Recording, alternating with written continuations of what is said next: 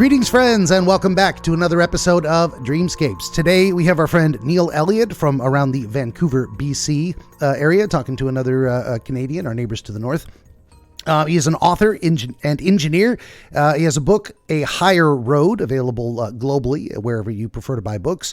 You can find him at dneilelliott.com as well as ahigherroad.com. Both of those links will be in the description below. We're going to get right back to him in 2 seconds. For my part, would you kindly like, share, subscribe, tell your friends? Always need more volunteer dreamers. If you have a dream, I want to talk to you. You don't have to have a book or be a personality or anyone special. You can just be one of my internet friends, and we'll talk about your dreams.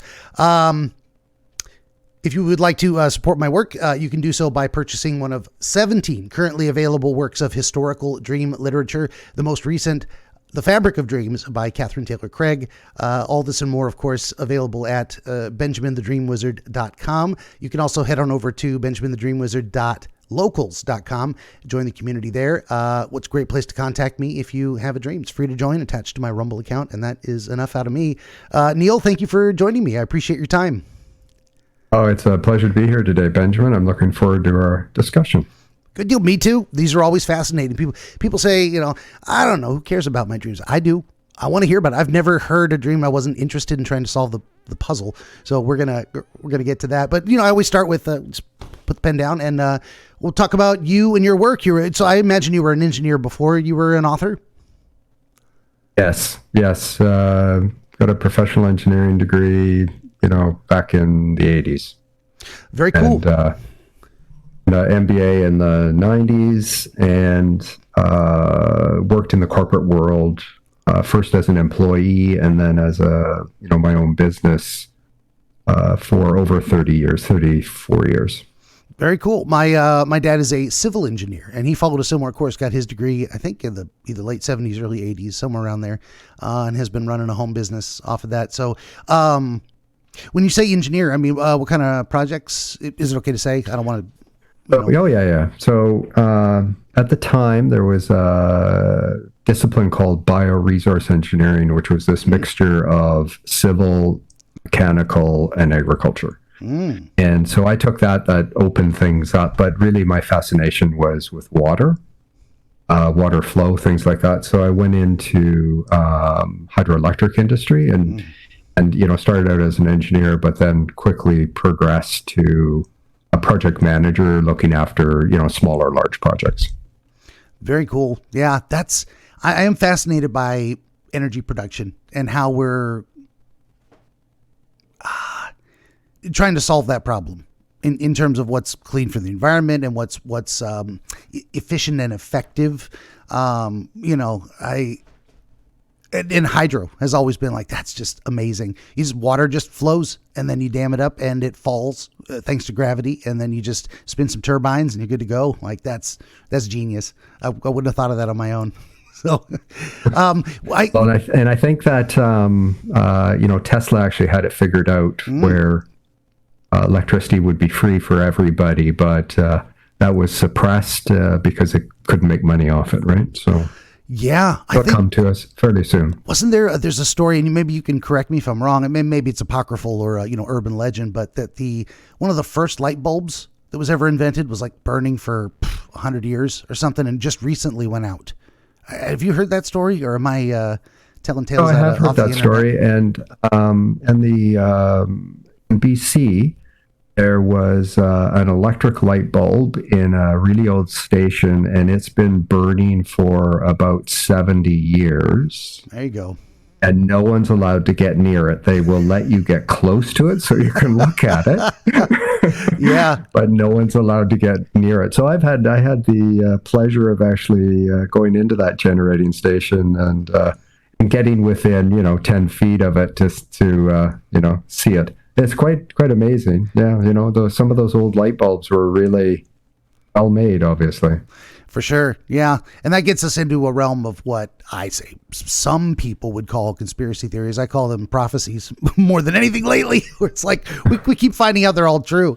Well, before I forget, I was going to say, because my dad was into engineering and he's always had that fascination. Like he definitely followed a a vocation, a calling to get into that realm of mechanical manipulation, I suppose, figuring, solving problems through that. Long story short, I go all over the place.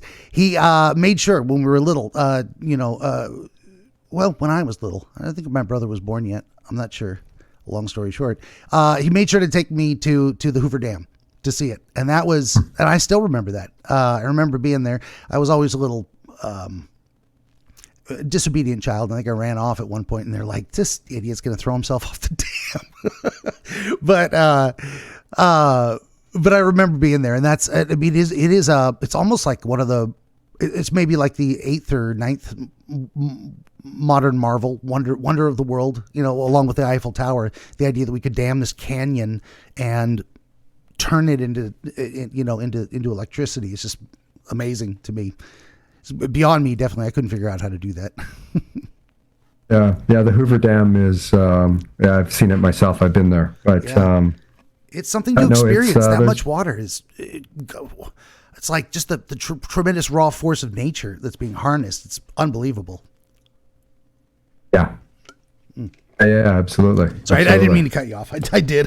Oh, no. I get a little, I just had that thought. I'm like, wow, it was awe-inspiring, stunning. I think there's some pretty amazing, we'll call them engineering structures, but just structures that have been built, pyramids. Mm-hmm. And that goes back a little further than Hoover Dam. Just a bit. 12,000 years, possibly. 12,000 BC. Isn't that like, it was some of the first, I think they called them back then ziggurats. People have always built the tallest structure they can manage as some kind of a focal point, and it's very, very much wrapped up in our nature as human beings. I don't know if that's something you've thought about in your study of engineering, over the history of engineering. That really goes more to the spiritual side of things for me rather than the engineering side of things. It might, yeah, and so that's where I would say psychology bridges the gap on a lot of these things. It's like, so there's engineering as a concept, as a discipline, as a fact of nature, the science. But then there's also the social aspect of it. Why do people build things? I mean, we are solving problems, but is it necessary to solve problems in a particular way? And one of those particular ways that I question whether it's necessary is, building the tallest thing we can possibly do. There's something about us as humans where we just find that appealing in some way. So that's kind of where psychology touches on both of these things and tries to bring them together, in my estimation. But I think it's also maybe, a very spiritual question as well. It's just, what is it that inspires us in that way? It gives us this sense of awe, looking way up at our skyscrapers and whatnot. It's my tangent. Sorry.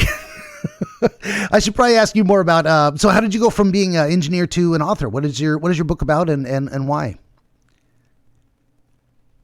My book is really about, so the book is in 5 sections. First section is, kind of what you're going to learn. Second section is really a memoir, a shorter version of a memoir, but gets into some meat and potatoes, so to speak. The third section is a chapter in consciousness and discusses what consciousness is, and gets everybody on the same page. The fourth section is really, I share some what I will call truths in this material that came to me, and I'll describe why I wrote this book in a moment, but why this material came to me, and I share some of those. And then the 5th section is my experience as I progress through the 7 steps I offer in my book for people to consider for themselves. And the book is really about how to change your consciousness to a state of love, peace, joy, abundance, and prosperity. That's what the book is really about. And what drove it was after years of work and years of trying to stay up to the Joneses or get ahead of the Joneses, I brought myself into this really deep state of depression. Ended up, it's a longer story than this, but ended up being done with life. Came to a point of selling our house. No one knew I was in this state. I kept it from my family and friends and clients. And house sold in 2017, the fall of 2017. My wife got on a plane to go to Toronto, Ontario, Canada. I sat down. We were in this little one-bedroom rental apartment in the city. I sat down at our little kitchen table, planned out my suicide, crafted my suicide note, and planned it out about 3 months so I could help my wife move and get rid of all this crap we accumulated in our life that we never used, and try and ease her burden, and then and say goodbye to family and friends without them knowing what I was going to do. The week prior to that, some material showed up that promised to liberate me from my thinking if I studied it and followed it. And I was looking for that one last sliver of hope to keep going. So I thought, okay, I'll give it a go. I studied this material. And then a year later, 13 months later, end of December 2018, for this process, you learn how to meditate and the purpose of meditation. And at the end of December 2018, I had 2 meditations, 2 days apart. Went into this state, my meditative state, which is to stop all thoughts. And all of a sudden, I was just in an instant filled with unconditional love, and then surrounded by, like I was a deep sea diver in this ocean of unconditional love. And I didn't care what aches and pains my body had. I didn't care what illnesses it had. I just wanted to stay there forever. I didn't judge anybody for what they had done. I felt non-judged for whatever I had done. I felt totally loved and supported. Came out of that meditation. 2 days later, had the exact same meditation. And at that point, I knew that this information I utilized, this process I followed, brings us back to our truth of who we really are. And then from then on, it's been this upward, amazing, wonderful journey. Very cool. Yeah. I mean, nothing changed in my life outside of me. Everything changed inside of me. Yeah. I think that's a very powerful point to make, is that a lot of our problems are, it sounds dismissive, but I think it's factually true. A lot of our problems are in our head. It's our approach to things, our understanding of the world. I was thinking as you were, lots of thoughts, just an explosion of thoughts, but I'm not going to remember them all. One thought was the idea that, you said you were, following the path of keeping up with the Joneses, and a lot of people do. They look around them for, say, social cues about what should I want? What should I be aiming towards? And sometimes what we're socially cued, say, to aim towards is actually not going to get us to the path the destination we think we want. It's like we're using a bad method to solve the problem, or the wrong system, the wrong methodology, and changing our approach to things just mentally. Like what do I value out of an interaction with a person, or by engaging in a specific process? Just that shifts us in that proper direction, where now we're actually headed towards what is more fulfilling, what we want but didn't know how to get. And so I was also going to say, you're not the first engineer I've talked to who wanted to share their insights on how to change their mindset or shift that approach to life in a way that gives us more fulfillment. That actually, that may be the best way to say it. That we're getting to a space of enjoying life for the right reasons, versus using an ineffective method to chase a goal that is not actually going to be worthwhile. I said a lot of things. I'll stop there and let you give some feedback. Okay. So I'll start with one thing and I'll end with something else. Sure. So if you think about what you have adopted as right, wrong, good, bad, true, false, these are things that you program and adopt and believe as you're from babyhood to adulthood, and then you reinforce it. What you think is good and bad, right and wrong, true and false, is not the absolute truth of anything. It is just your belief. And so if you can figure out a way, and the reason why, if you can figure out a way to change your beliefs and cleanse your consciousness and then rebuild your consciousness from where we come from to where we return to after death, which is unconditional love, and get in alignment with it, with your thinking and your feelings. And what you do is you have a new perspective in life, a new understanding of why we're here and what we're doing. And you will get a new purpose. And I'm not going to tell you what that will be, but you will develop a new purpose. So I'll give you an example. During this pandemic, just down the street from us, this historic building where you go up these large, this big set of wide steps up to the second floor. That's how you enter into it. So no one's on the street. These two women are walking down the street. I know them both. And they were going out for a walk and they were chatting. And as they were approaching the base of the stairs, this elderly woman came out of the building at the second floor. She's at the top of the stairs looking down at them. And she's gesticulating wildly, and she's quite angry and saying things that are fairly negative. And she pointed down at them and said, "You can stare all you want. I don't care." And she went off in this flood of anger and resentment and hate. And one woman at the base of the stairs said, "Oh my God, this woman's dangerous. I'm going to phone the police." She pulls out her cell phone. She steps back. She dials 911. The other woman says herself, she says, "Oh, I wonder if this person's okay. I wonder if she needs help." So she reached out and she said, "Are you okay? Do you need help?" As soon as the woman at the top of the stairs heard that, she calmed right down and she explained her story, which was logical from her perspective. Mm-hmm. The only difference between the experience of the two people at the base of the stairs is the set of beliefs that they have and the experiences they had growing up that they have reinforced. That's the only difference. Nothing happened externally that was different. It was all inside of each of them in terms of how they responded. So I'm going to say to you and to your audience, because I believe this to be true, your perspective in life, you want to change your life? It's got nothing to do with things that are outside of you. It's got everything to do with what's inside you. And I'll give you another example. We are always running to catch up with the Joneses or get ahead of the Joneses, to set a goal, to accumulate a new thing. We think that this new thing is going to bring us love and peace and joy and happiness. And so you work hard, you get a goal, you go, "I'm going to get a new car." So set the goal, you do the things you need to do to get that new car. You get the new car, you feel really proud, you feel really happy, you're all excited about it. You do a little show off to the neighbors, get another little boost of, "Ha ha ha, I got one up on you."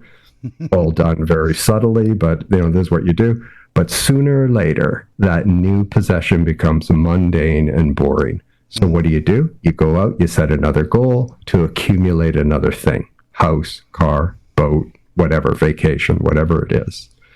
And so life is this endless chase for these goals that actually mean nothing and are not everlasting.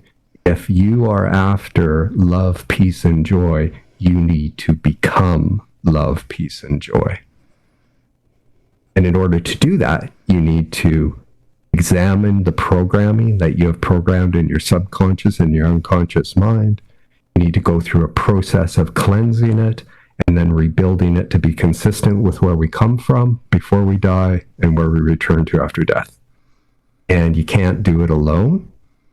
And you need to be able to, there's the spiritual part now, you need to be able to have a process. So you have to understand, why am I doing this? Why would I do it? And then when you understand that, I lay this out in my book and what worked for me in terms of understanding all these things. And then I offer this material which made all the difference in the world for me and my life. Definitely, yeah. Many paths to the top of the mountain. This one, it was logical, it was rational, it's based in Newtonian science, which everybody will understand. It's easy to understand, but it gives something tangible for the human mind to grasp and understand a concept which we cannot fully understand about where we come from, but it gives these shadow consciousness forms where you can form a picture and understand. And as you move forward through this process, you build a faith in this process, you build a faith in what you're doing, and you will get this spiritual help from God, Yahweh, the Tao, whatever you want to call it. You will get this spiritual help. It will flow into you like energy. And then what happens after that is you will have an experience that will confirm for you that this path you're on is the right path for you. And then your life changes. Definitely. I got so many you've inspired so many great thoughts in me. And one of them is to touch on that and reinforce it and then loop back around. There's a lot of people who dismiss meditation or spiritual practice as, especially people who are very rationalistic, materialistic, rational materialists in a philosophical sense. They look at, that's just spooky woo. That's just nonsense. That has nothing to do with reality, or it's, I'm not buying your cult propaganda or whatever they think. But I think one thing that, we're talking about how psychology bridging the gap. I think modern psychology has demonstrated why a lot of these ancient spiritual practices have a beneficial effect on the human psyche, the human soul, our experience in the world. We've been able to dial in, kind of quantify these things a little bit better, how they work and why they're necessary. So, definitely I wouldn't want anyone to look at this and go, oh, he's just some kind of spooky woo mystic. I think it's a lot of people stumble onto these things on their own. Without training. And I think it's just because we are human, and if you pay attention to the human condition, you will start to notice patterns that have been, as I said, quantified by psychology as a science. But as you say, many paths to the mountain. You don't have to study psychology to teach people how to be healthier in their mind, in their approach to the world, and open. And that's another thing too, is like, I dance on that line back and forth between materialism and spirituality as well. What I do with the dream interpretation thing, and the reason I'm seriously open to the spooky spiritual side of things, I say that lovingly, in my case, is that I don't know how the hell I do what I do. It seems to work, but my approach is I open myself up to the spirit of being beneficial. You could say I pop off the cork on the top of my head and say, God, higher power, come on in and give me something that is helpful to this person. So that's my focus, and being receptive to that energy. It's asking a question and just letting an answer come however it does. So I think and it seems to work. Can't explain it. I think it feels like magic to me. I don't know what I'm doing. I don't know why it works, but and people can make up their own minds on that. Just to get these things out before I forget, too. A lot of our, what am I trying to say? People don't realize how much our lives are built around relationships, and people think relationships, in relationship with another person. Yes, but we have relationships to objects too. And sometimes we invest, as you were saying, a lot of hopes and dreams. And if I could just get that one thing, that one physical thing in my hands, it'll be, if I could just get that new car, that new house, that, the upgrade to my lifestyle, if I could just have what my neighbor has, then that will fulfill me. That's the round peg that's going to fit in that hole of emptiness, whatever it is.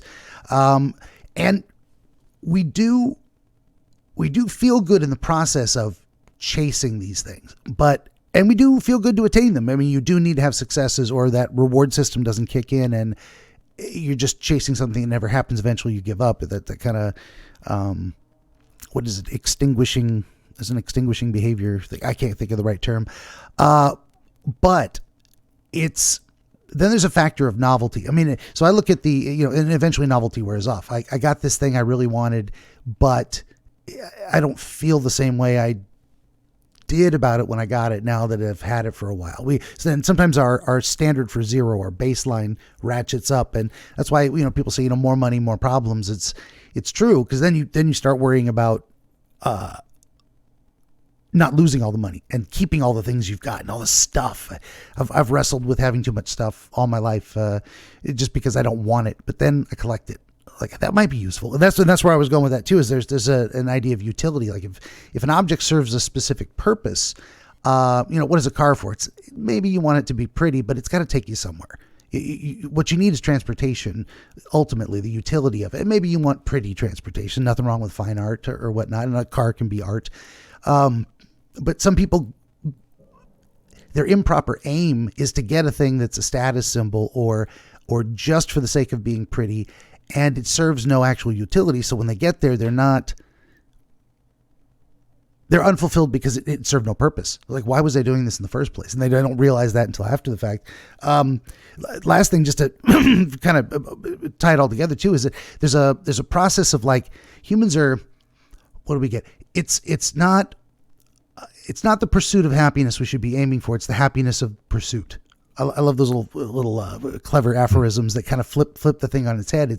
We are programmed, you could say, biologically and maybe 50-50 spiritually as well, to enjoy the process of moving towards a goal, and that means you have to actually have benchmarks for the ability to make progress. Am I moving anywhere? Am I moving at all?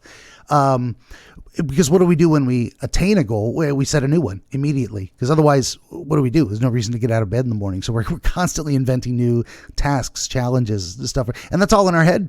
It is. To bring it back around to what you're saying, is it's all, what are you aiming at, and why does it matter? And the more meaningful something is, it's like the more satisfied you are with the result, the more meaningful the process is in general.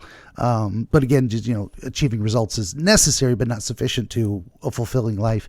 I'll stop. Those are all my thoughts. I was writing them down because I'm never going to remember that stuff. I don't know if you have commentary on some of those things.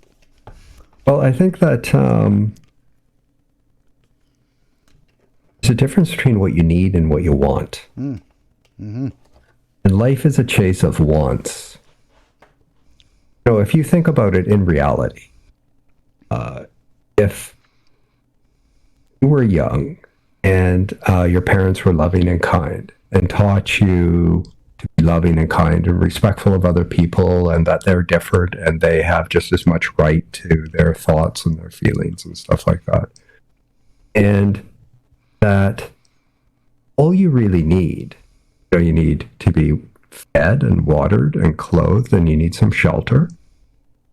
That's really all you need in life. And then if you could follow your talent, whatever brings you the highest joy in every moment of your life. So, musician or artist, or, maybe you're a carpenter and you love doing fine carpentry. But if you follow your highest joy in life and you're always bringing your attention to that highest joy, that'll bring you the best, my opinion, that will bring you the best outcome in life. Mm-hmm. Majority of us get caught up in, I need to make some money, so I got to get a job. What kind of thing do I kind of like? Oh, I'll go into engineering. Oh, I'll go into psychology. Oh, I will become a teacher or whatever because I want to teach kids. But they get caught up in the system, and the externalities in life start to control them, versus getting up in the morning and be inspired about what you want to do. Mm-hmm. And that what you want to do, it brings you joy and peace and pleasure and love. Oh, yeah. Instead, you get up and you go, I got to go to work and I got this to do. And you're driven by calendar and you're driven by schedule, or you're driven by need. I can't pay my bills and I can't get a job that pays the bills. Why on earth are we doing what we do to each other in this world? Yeah. We've bought into this system that rewards the wealthy. So you, as a child, you grow up and you go, I'm going to get a job, I'm going to get a house, I'm going to work my entire life, and then I'm going to retire. I'm going to enjoy life when I retire. Maybe I'll enjoy some things on the way. So what do? You buy into the system that you have to go out and work, you have to get a mortgage, you have to pay that mortgage, which makes a whole bunch of people wealthy, but not you. You've become a slave to these objects and these things that you want. Why are we treating people like this? We don't actually own the land. At best, you can say, I own this piece of property, but in reality, you are renting it for your lifetime. It's true. Yeah. And we're not gonna hang on to it after our lifetime. That's the other thing too. What's the purpose here? What are you doing this for? The earth is, this land is for us all to enjoy. No one actually owns it. we have set up these systems of ownership and provinces and states and countries, and then we get into these fights and these wars, and we build this system which rewards certain people in life. Like, why would a mineral deposit not be owned by the people? And yet what we do is we, sanction our governments to, offer that mineral deposit to a company that's going to exploit it. They make all kinds of money out of our resources, and they're not taxed very high compared to everybody else. And a few people get wealthy, and the rest of the populace are slaving away. So, we've just set up a whole system which doesn't enable people well to get out of the system to be different. And they get caught up in this system of fear and anxiety and driven by schedule. And we could go on and on. But anyway. For sure.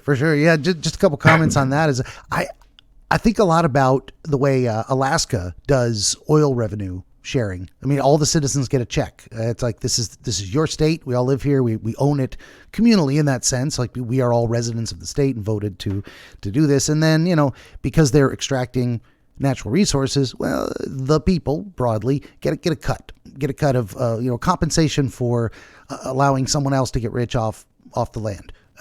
So there's something to be said for that. Also, I've got big problems with. I want home ownership to be more ubiquitous. We're talking about property. Well, I want you to own your own home and not be a renter for your entire life. And at some point, stop paying so that people aren't constantly having to come up with more money and more money and more money to just have a place to stay. At some point, that should stop. You've paid for the house, now it's yours. And I would like to make that more ubiquitous for more people to own their own homes and not be paying a landlord. I'm not sure how to accomplish these things, but I think a lot about how to accomplish them and what it would take to get us there, and how to justify certain different methods. I'm broadly a libertarian, so I don't really like the idea of government force being used for things. So it's a little bit more tricky for me to say, well, how do we fix that? It's more of like subtracting things from the system rather than adding things. Go ahead. Oh, and I get your point, and I think let the difficulty of how do we get to an inspired vision get in our way. And there's all kinds of systems that would stop us doing that. For example, I'll give you another example, on yours. Let's say that land could never be owned by a person or a government, but we agree that there is maybe a government that divvies land up, and houses are built on sections of land. And I don't mean section as in 160 acres. I mean a section, say, 100 feet wide by 120 feet deep. Give everybody green space.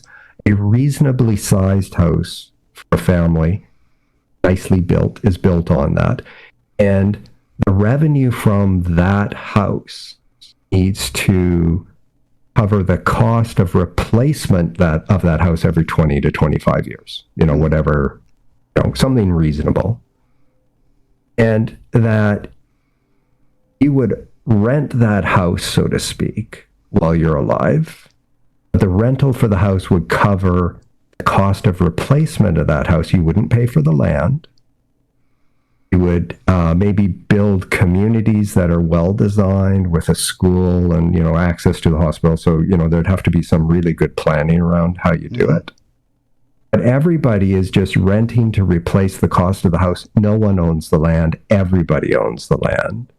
And everybody lives in a nice house with a backyard. So you could have some trees, maybe a flower garden, maybe a vegetable garden, a safe space, a common park, a school. And all of that infrastructure is paid for. And maybe by funding, collective funding. So, you pay whatever, $2,000 a month, say, for rent, and some of that goes to the replacement of the house. Some of that goes to help build that other infrastructure, water, sewer, all that kind of stuff. Mm-hmm. The other is What if you could work for 3 days a week at something that you really love, and that gave you a living wage? Yeah. And 1 day a week, 8 hours a week or something like that, you need to do something for the community. Don't get paid for it, but it's part of your thing. And then people that cannot work because of some physical disability or mental disability, we should be looking after them. They're no different. You are a soul equal to my soul. Your soul is unconditional love. My soul is unconditional love. The things that you do, and I do, and everybody else does, is driven by this thing we call the ego, and these thoughts and these agreements that we make with ourselves about what's right, what's wrong, what's good, what's bad, that drive our behaviors. And if you can learn to become the master of your thoughts and the master of your feelings, not controlling, but this way to become a master and become in attunement with where you come from and where you return to after love, you will become an embodiment of unconditional love. And you will want to only love your neighbor and bring peace to your neighbor and joy to your neighbor. And if we did that around the world, not only would borders disappear, but we would treat everybody with love and respect. We allow them to be who they are, to follow their joy and their peace. And for people that are behaving in a way which is contrary to that, yes, we probably need some systems in place to help them. Mm-hmm. Anyway. Yeah. No, it's all good stuff. You brought up... have to have a utopian vision, so to speak, in order to work to it. Definitely. Well, we always ask ourselves, what's better than what's, this is again, the engineering mindset in some ways, like problem solution. And, we look at the world and we go, this isn't working ideally. There seems to be things where something could be better. So we start looking to, what does better mean? We start defining better. And then we look at what's an effective process to get us there. So something you said inspired a thought in me, and I wanted to throw it out there real quick. I was talking about, when we think of relationships with people, of course, that's what relationship usually means in our mind, but we have a relationship to objects. Not only that, we have a relationship to our own thoughts, feelings, urges, and that's where a lot of this stuff comes in. Meditation is a great way to get in touch with those things, and I love the concept too, and I'd say many people think of it as like spooky woo spiritual practice and don't realize how practical it is. And you can reinforce this or say how your experience is different, but a lot of, say, being in a clinical counseling session with someone is to get them to a place where they can take their thoughts out of their head and hold it out in front of them and look at it and go, that's a thought. I don't have to feel a particular way about it. I don't have to deny it. I don't have to accept it. I can simply let it be what it is and look at it. And a lot of, that my appreciation of meditation changed a lot when it's like, you don't try to stop your thoughts. That's actually counterproductive, is what I've heard. But you learn to let them flow by without pushing or pulling on them. And, because our brain's always chattering and long practice in meditation will get the chatter to slow down, no doubt, but it isn't actually the goal. It's kind of an effect that happens as you distance yourself from these. You don't have to say, we say things especially in the English language, I am angry. In some other languages, they say I have anger. It's like, it's a different relationship with the concept of anger. So it just to kind of put a bow on it, more people should understand that we do have a relationship to our own thoughts and feelings and urges, drives, desires, but that they are not us necessarily. If you have that more spiritual concept of human beings as a soul experiencing physical stuff in the world, then you can distance yourself from that a little bit and say, I don't have to embody all those things. I can just let them be what they are and then pick and choose and develop it. You can change your relationship with your internal state. And I'll stop there. I think that was all my thoughts. I'm gonna add to that. Yeah, please. I used to think that everything that I thought was all in my brain. And I explain all this in the book, so I'll keep it short. Now I just view thoughts as this stream that goes by me. I pick a thought out of that stream. If it's consistent with my thinking and feeling, I'll keep it, I'll reinforce it. If it's not, I throw it back in the stream and away it goes. Yeah. So when, the purpose of meditation, although many people say purpose of meditation is lower blood pressure, be less anxious, all that, sure, those are all benefits. Yeah. Purpose of meditation is really to go beyond your thinking and your feeling, all of these human constructs, and allowing these thoughts to flow through. And you made a good point. Initially, when you're learning this meditation, it's, the secondary purpose or the primary purpose is really to be the neutral observer of all of your thoughts, let them pass. And as you practice this and as you go through it, like I can go into meditation and I have no thoughts. Thought comes through and it just flows by. I don't even give it any attention, because you are not the anger or the hate or the vitriolic outrage that you feel. That is just something that you have adopted, that you believe. And typically it's driven by something that's deep inside of you, that you are fearful of something. Fearful of having to do something that you don't want to do. You're fearful of being hurt. You're fearful of some other thing, being condemned, of being judged. And all of those things are merely your thoughts. When you can become the neutral observer of your thoughts and choose love and then feel your feelings. So instead of denying your feelings, feel your feelings. If you can feel a feeling, whether it's fear or hate or anger, and just observe it, it will pass in about 45 seconds. If you judge it, if you deny it, if you engage with it, if you engage with the story, then it will carry on further. It means you've moved out of that neutral observer space.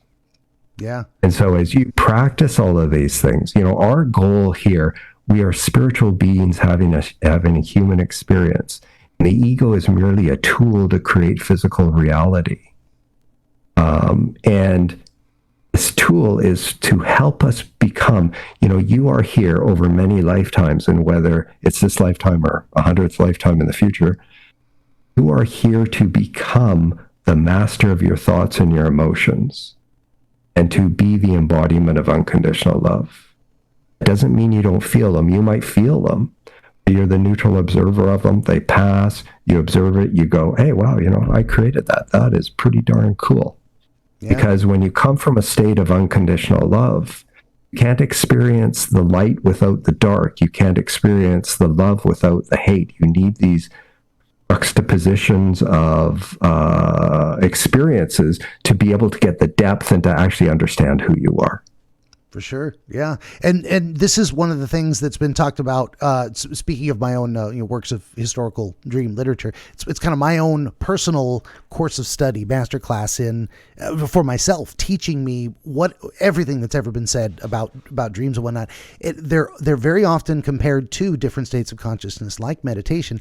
And one of the things I think that is very,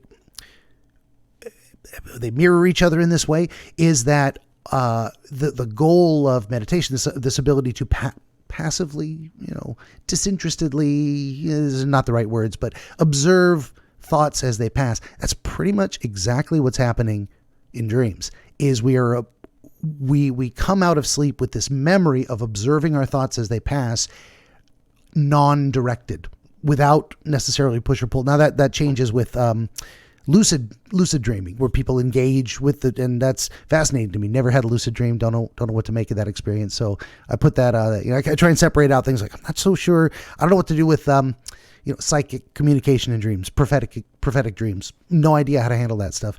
So I set it to the side and I focus more on that. But speaking of which, though, we're running low on your time. I don't want to eat it all up. So we want to give you the dream experience. So why don't we look at some of the stream of consciousness that passed in front of your experience while you were sleeping. You ready to do the dream thing? I am. Wonderful. I'm going to have a drink of water first. Oh, please. Let me make a note of the time. Where is it? 45. Okay, so per my usual process, I just shut up and listen, and you're going to tell us the dream, and then we'll talk about it. So I'm ready when you are. Okay. Benjamin the Dream Wizard wants to help you pierce the veil of night and shine the light of understanding upon the mystery of dreams. Every episode of his Dreamscapes program features real dreamers gifted with rare insight into their nocturnal visions. New Dreamscapes episodes appear every week on YouTube, Rumble, Odyssey, and other video hosting platforms, as well as free audiobooks exploring the psychological principles which inform our dream experience, and much, much more. To join the wizard as a guest, reach out across more than a dozen social media platforms and through the contact page at benjaminthedreamwizard.com, where you will also find the wizard's growing catalog of historical dream literature available on Amazon, documenting the wisdom and wonder of exploration into the world of dreams over the past 2,000 years. That's Benjamin the Dream Wizard on YouTube and at benjaminthedreamwizard.com.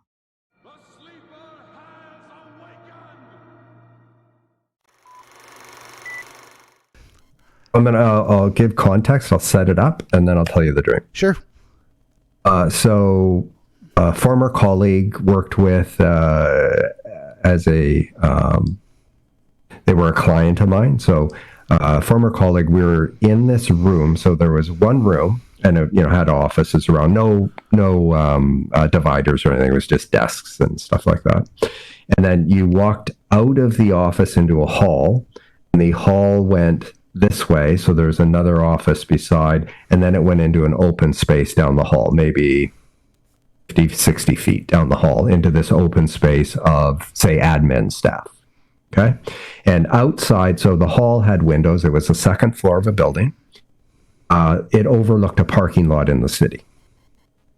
Okay? So I'm sitting in this first room, which maybe is 50 feet by 60 feet. And full of people, and I'm doing some work on the computer. Don't know what I was doing. The work's not important, but I was doing some work on the computer, and my former client, who was a colleague at this time in the dream, was sitting in a chair, like an office chair with arms. And he's sitting in the chair, and I'm chatting with him, and we're having a conversation back and forth. And all of a sudden I'm saying a few things, and he doesn't respond. And there's somebody else beside him, and they look at him, and he's leaning back, and his eyes are closed. So they open his eyes had opened his eyelid, and his eyes had turned inside his head. And they go, "Oh my God!" Like he's totally out, and something's wrong. And I jumped up. And I looked at him, and I kind of assessed him, and I ran out into the hall, and I ran down the hall, and I'm screaming, "Help, help, help, please call 911, whatever." As I'm going down the hall and I get into this admin area, about 60 feet down the hall, I'm thinking it simultaneously at the same time. Why didn't I just phone 911? Anyway, so somebody picks up the phone down in the admin area, and they phone 911, and I'm now going back to the office I came from, and I looked out the window, and all of a sudden it had totally transformed. We were on the edge of a tropical beach. There was no one on the beach. It was all pure sand. You could see crystal clear water and palm trees, but crystal clear water. And there was a shark coming up to the edge, and I thought he might have been eating a person, but really what he was trying to do was bring this person that maybe had drowned or was on the verge of drowning and unconscious, trying to bring that person up on the shore. So now I went from being in this hallway behind the window to being standing on the beach. I'm starting to run down the beach to drag this person out of the water.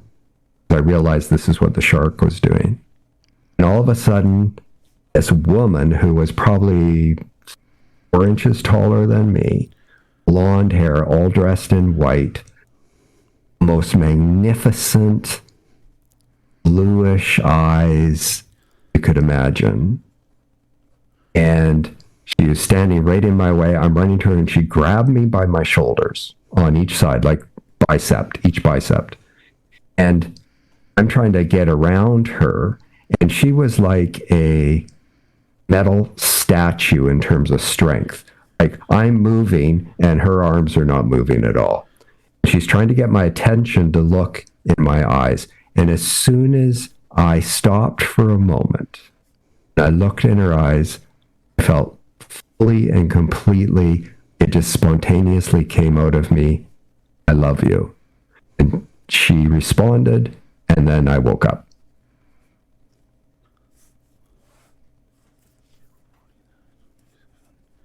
Okay. That's actually a lot more than I thought we were going to get. We talked away all our time, so we're going to do the best we can for you. This is actually a decently long dream. Lots of detail and elements in it. So what can I do with the time we've got? I'll truncate things a little bit. Well, let's, 15 minutes anyway, right? Yeah. I mean, something like this, we could probably talk about it for at least 2 hours. Not kidding. Oh, wow. Not going to do that to you, but just so usually what I do is slowly go through each experience one at a time, make sure I'm seeing it through your eyes as clearly as I can. We talk about what's happening around you in each moment. There's a whole kind of expansion of the dream into really clear focus. So, but this is all training for me. This is all, how do I get better at doing this? So the dreamer can never do anything wrong. You didn't do anything wrong. Maybe I ran us out of time. We work with what we've got. We do the best we can, and hopefully we'll get something useful for you.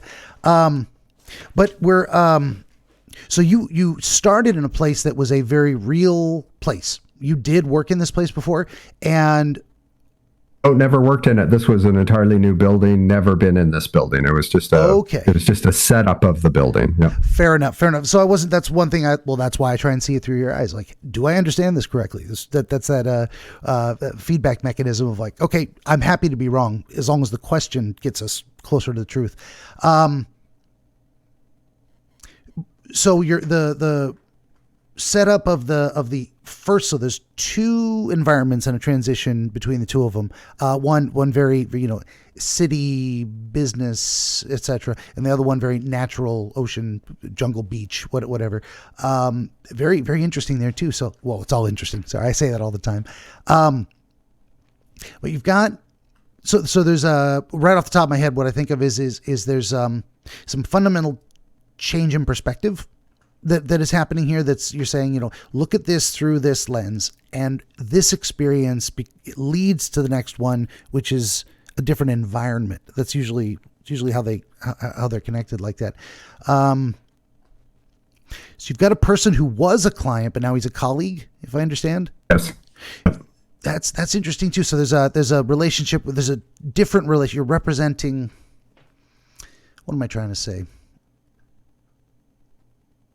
There's two different ways to look at it. One is you are considering the concept of this particular person being a colleague in a business-oriented venture of some kind, or you're looking at, so from client to colleague, it's a different relationship. What was the other half of that? The other half was, well, no, maybe that's it. What do you think of that concept? What do you think of the idea of this person? Rather than serving their needs, there's more a collaborative relationship. If I focus on that, I think that could be it. I'm no longer in doing that work anymore, so it's not even in my inkling to have another business like that. But sure, I think when I worked with him, it was more of a collaborative relationship. Fair enough. Okay. And he let me do the things that needed to be doing. So he really was, even though he was a client, just let me run with stuff. And then if I had an issue with something, he would get in and help remove the internal blockages within the business that I was working for. Okay. So that sounds like he was very supportive. He was very supportive of me just taking it and going. Gotcha. So this is not a situation of you reframing a relationship, but of you actually representing it as it was, in more of a sense of like, you didn't put him in the dream as a client. You put him in there as a colleague. So telling yourself, okay, imagine, so thought experiment style. It's kind of what we're doing in dreams is, so you're in a business-ish setting. There's some venture going on. And I do that because it's not, I don't think it's about business exactly. I don't think you're telling yourself you want to start a new business, but there's like in the context of doing business, say perhaps, I'm in an area where there's, where work is being done. There's desks. I'm at my computer. I'm engaged in a conversation, communication with a person who's a collaborative partner. And suddenly that partner is unresponsive and it's an emergency. And you have this moment of, I need to go get help. As you're doing that, you think to yourself, why am I not being the help? But you get someone else to do it and you run back.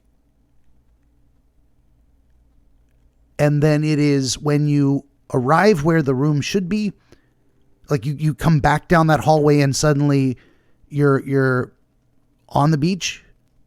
As I'm going down the hallway, all of a sudden I looked out and it was a beach, and then I was on the beach. Yeah. Okay, there you go. That's actually what I was kind of seeing in my head there. So I want to stop there for a moment to get your feedback on that. Let me run through it one more time. So you've got a partner in a process, or and there's good communication, but suddenly there's no communication. It's something wrong with the other person. They're unresponsive, and that's a very interesting way to put it too. Because sometimes we're trying to talk to people and we're not getting what we need from them, or they're not invested in the process, or for whatever reason, they stop responding. It's a breakdown in communication. It's kind of where I'm going with it. And you seek external help while questioning why you aren't being your own help. And then something about, but you do find external help and they make the phone call. And then something about having gone through that thought process outputs you onto the beach. So if I just stop there, what about that beginning section? What do you think about the way I'm characterizing it? Yeah, well, I think that sounds reasonable. And then what we would do is how would you say that might relate to your, okay, when did this dream happen? If you have a rough estimate? A couple of months ago, I guess. A couple of months ago? It's been a little while for us to get together, right? Oh yeah, this was pretty recent. Was this when the dream came to you after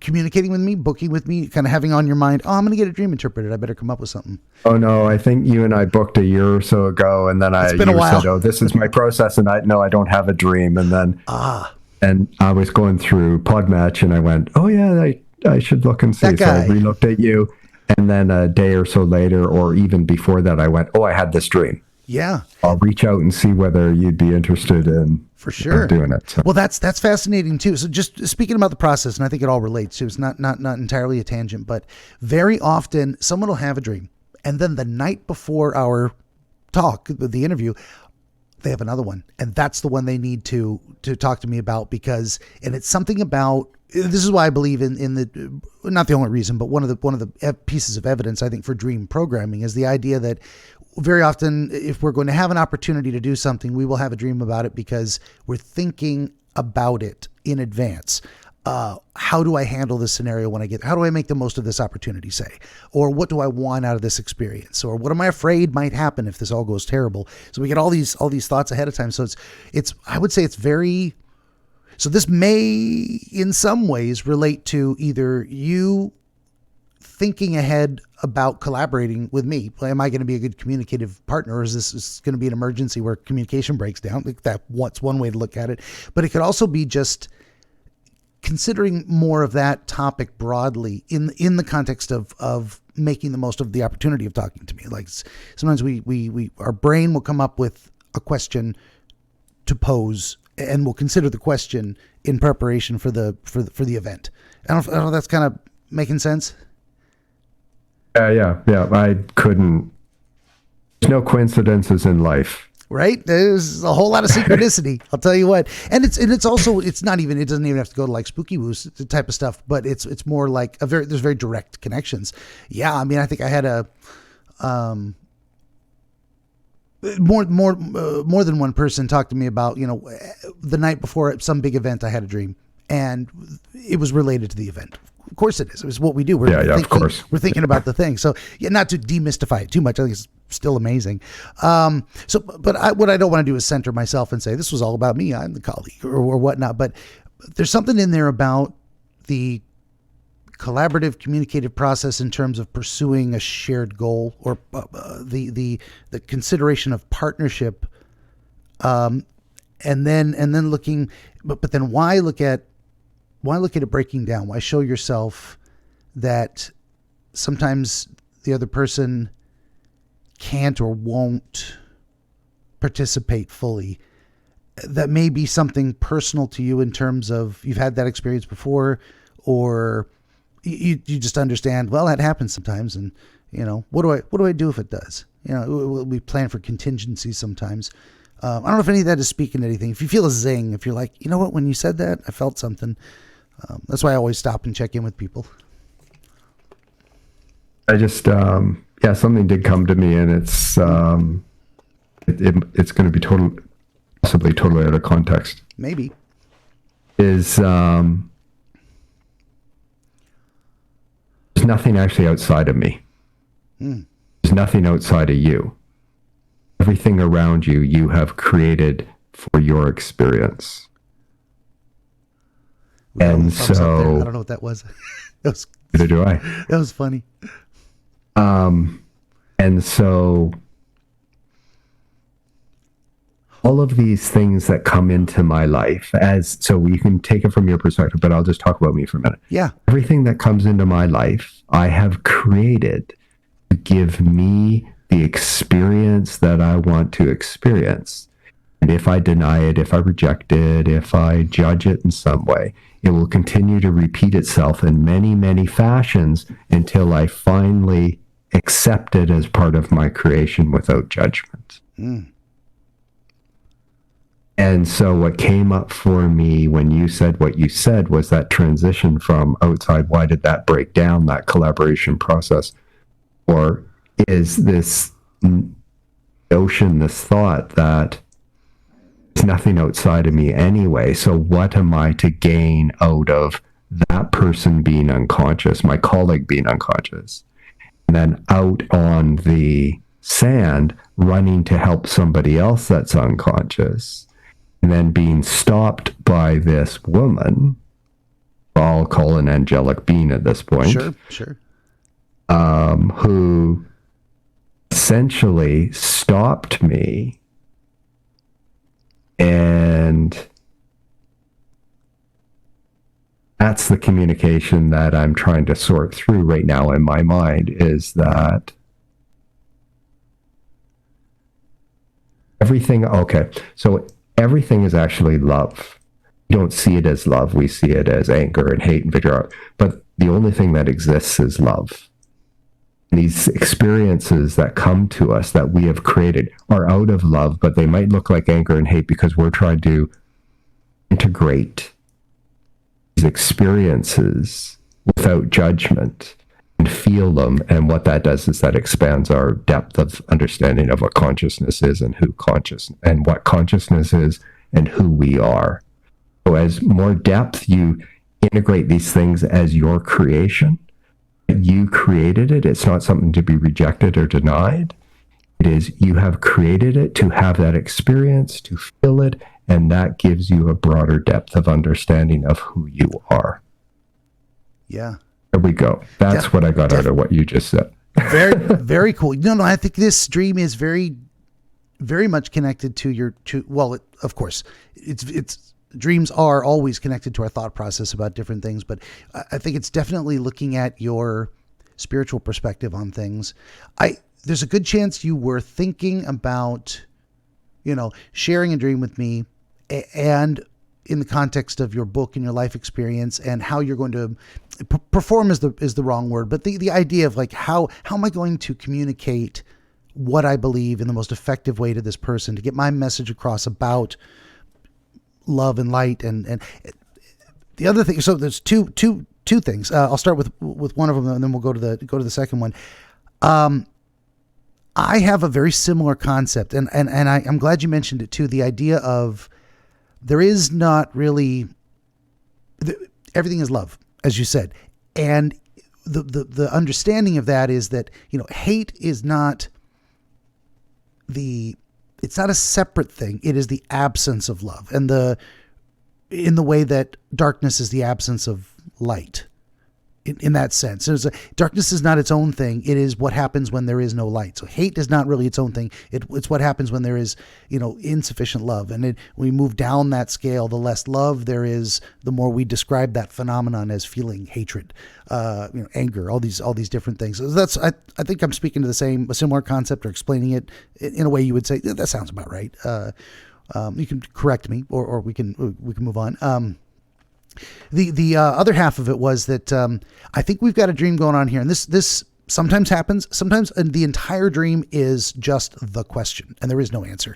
I think we have a question and answer dream here. So the question is posed in the beginning, and the answer is the beach scene at the end. And the way you're describing it is what gives me that inclination to say that sounds like this is that full circle instead of just half the circle of a lot of dreams.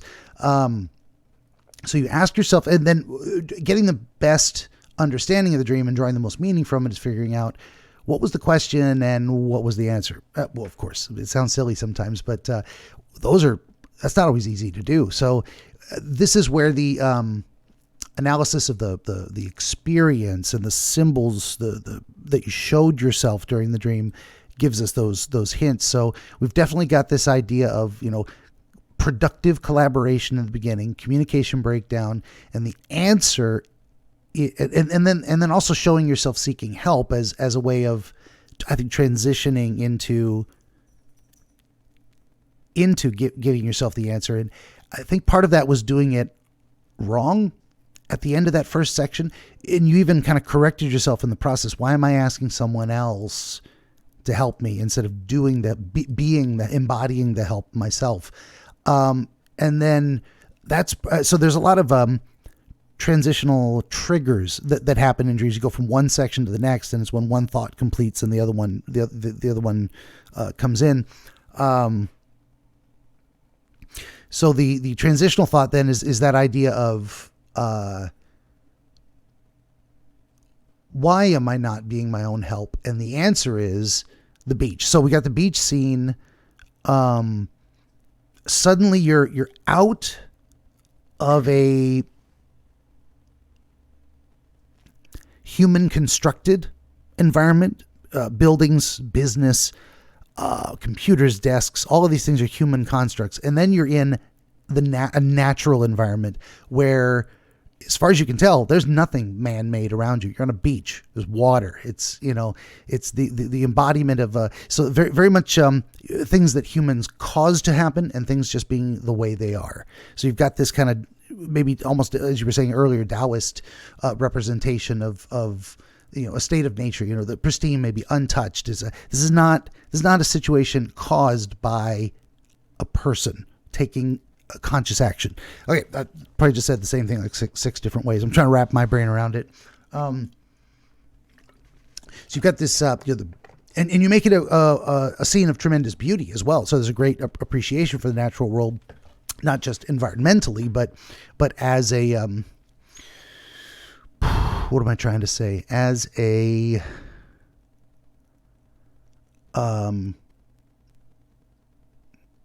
I don't know. Can you fill in the blank there? What is about as an unaltered and untouched form of nature? Yeah, just something being perfect just the way it is, without needing anything to make it better. Something going on there in terms of maybe the simplicity of the answer, the perfection of the answer you're going to receive there. Something like, this is the completely natural way. And it very much fits, I think, with the idea of letting go of your thoughts. It's like we impose our will, and then there's just things being the way they are. And that's okay too. And sometimes that's ideal. That's the best way.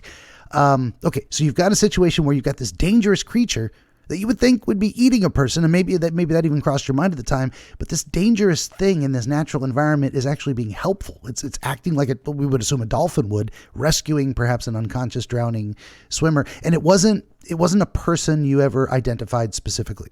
Okay, so it wasn't actually like, oh, there's my friend who was unconscious and a shark is saving him. It's not even the same guy necessarily. This is why I would probably say this dream isn't action about that person necessarily. It's more like that person makes me think of this type of relationship conceptually. So I'm going to plug him in temporarily to get the ball rolling, and then we're going to explore the concept. And you are now you are taking direct action rather than running to someone else to get help. You're like, okay, here's a situation where I'm going to directly act to solve the problem. And you get stopped by what you're characterizing after the fact, which is perfectly fair, as, angelic being in terms of white robe, blonde hair, blue eyes, just whatever your personal concept of like some kind of tremendous natural beauty in that sense.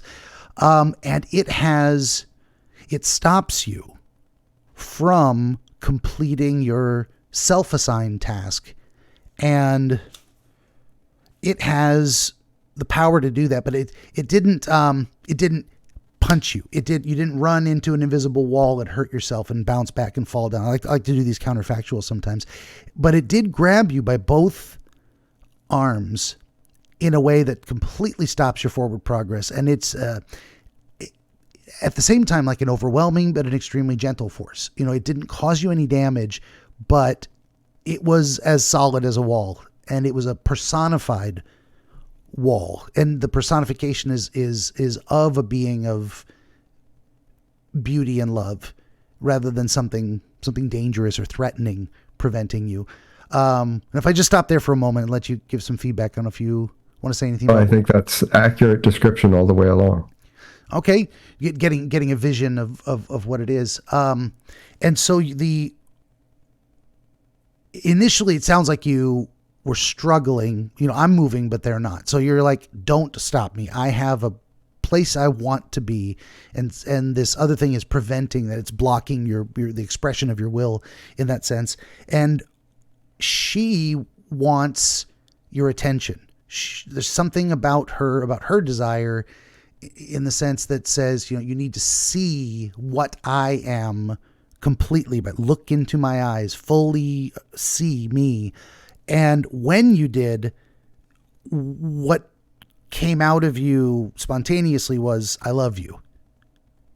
And then you said, I think you said you also said something else, some other words. Do you remember any other? Oh, no. She just reflected back to me. Same. She said that back to you? She also said, I love you? Not with words, but just mentally. Gotcha. I woke up. You had the sure knowledge that she returned that feeling. Gotcha. And that's as real in a dream as seeing something, because what are we seeing in our dreams? Nothing. There's nothing there. It's all imaginary. So having a knowing, having a feeling, having a sight, sound, or smell, it's all equally real or not real, so to speak. So when people says, I don't know how, I just knew. I'm like, you just knew? That's dreams for you. And that's interesting. So what you're showing yourself is what am I trying to say? An impediment to your will, but not from this creature was not attempting to harm you in any way. What you showed yourself was that they were good, that their behavior was correct, that stopping you was the right thing because their intentions were pure. Does that feel right? Yeah. So there's something about, it looks like there's a desire in you to, and I say this without, because, okay, I'll just say the words. There's a part of you that wants to be a savior, but from a good place, I think too. I also wish to save people from bad mistakes. If I can share my wisdom, my experience, and other people don't have to suffer as much, that's a good thing. So I'm with you 110%. Then there's a difference that people have a savior complex where they're doing it narcissistically. They're doing it to self-aggrandize. I don't think you're coming from that place, but the message gets confused when I say, oh, you just want to be saviors. Well, it's not just. We all do. If you're motivated by a love for humanity, yes, you would like to see them suffer less. So what it seems like you're showing yourself is acknowledging this part of you that wants to be a savior, and that sometimes you've looked outside of yourself to have other people solve that problem. Is nobody doing anything? Is nobody going to call 911? Well, they did, but that wasn't enough. And you're actually running back to take personal responsibility in a way to say, okay, let me act directly. Let me do that. And then you're out on the beach and you're like, okay, well, let's say there was a person who was drowning in a shark, and I'm going to go save them. I'm going to take that direct action, and this positive energy, the source of good, stops you saying, well, you are suddenly inspired to say, I love you, and you know that feeling is returned. So there's something telling you, you're telling yourself something about the nature of when it is necessary, whether you should enact that role. I'm going to stop there. I said a lot of things. I don't know. What were you thinking in that whole process? Yeah. So I'm going to give you a response, then I'm going to make just a general comment. Sure. My response is, what came to me when you were talking was,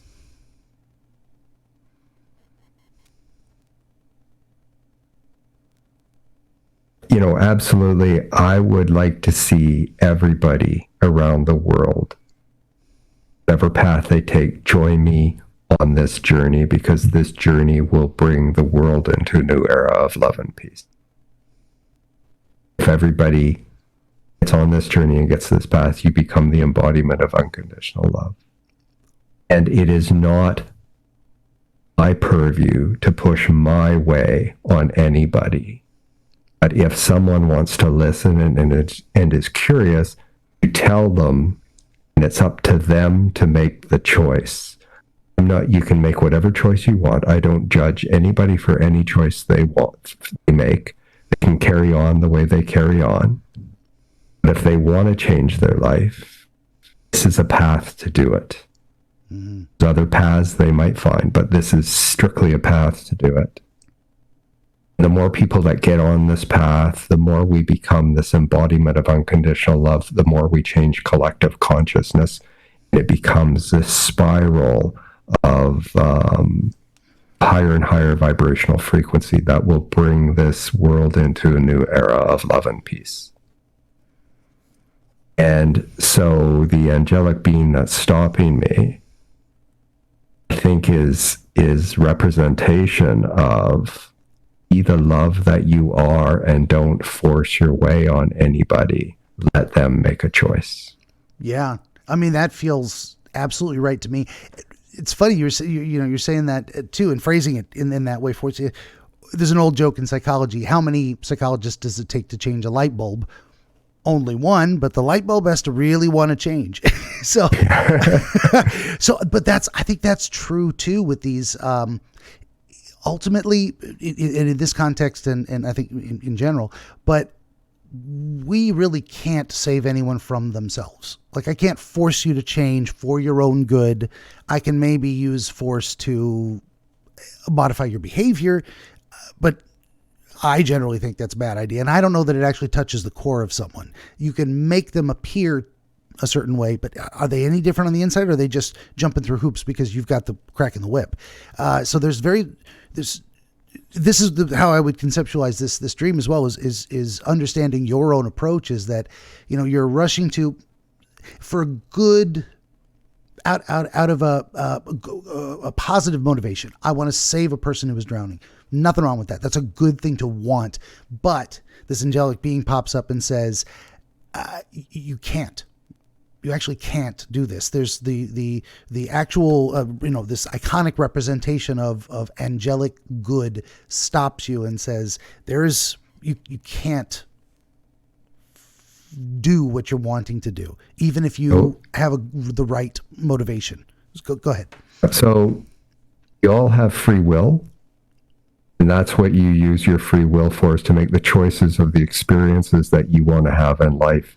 It's not my purview to get in the way of that free will, but it is a goal for, if you're curious about how my life has changed and want to know how, I'm happy to share and even help you with that if you desire. But if you don't, then please carry on as you are, because eventually life will teach you that the only way to peace, love, and joy is this journey within. Definitely. Oh, Benjamin, I would love to talk more about this. But I don't have time. So if you want to connect at some point and carry on with this conversation, I'd be happy to do that even later this afternoon. But right now, I appreciate that. No, we can wrap it up. I think we actually got something in the time we had available, and I'm very, very happy with it. If you're satisfied, I am too. So I am very much. I think we could have gone in much more depth with it. Right? You're absolutely right. Yeah. But I always love being tested. What can I give you in the time I have available? So, you did. Thank you. Well, let me do this. We'll just wrap it up real quick and get you out of here in less than a minute. This has been our friend Neil Elliott from Vancouver, BC. He is an author and engineer. He's got a book, A Higher Road. You can find that at ahigherroad.com. You can also find him at dneilelliott.com.